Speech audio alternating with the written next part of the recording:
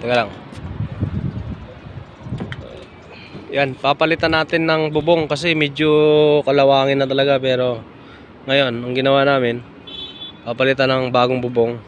Tapos pininturahan ko yung mga trusses na yon. Ito yan siya. Dati ako rin nagbubong to, inabot na ng 10 years. Ayan, medyo kalawang na talaga. Tingnan mo yung itsura ng iba, 10 years abot. Ayan, may mga kalawang na. Ayan, ayan. Kung gaano kataas siya, nandun siya sa ibaba. Ayan. Ayan, nandun sa baba ang aming yero. Ayan. Anuhin namin na ayan, binabaklas ni yan. Ito, binabaklas niya. Ayan. Yung mga yan. Ngayon, kukunin ko muna yan.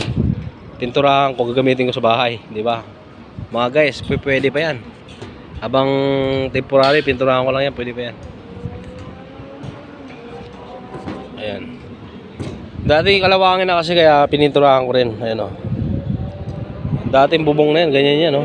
Baka makinis. Tinan mo. Panay ano na. Panay kalawang. Ayan o. Barangay Balong Bato. Teacher Bliss. Ayan.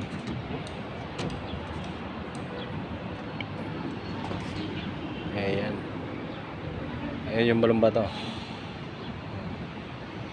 Tara.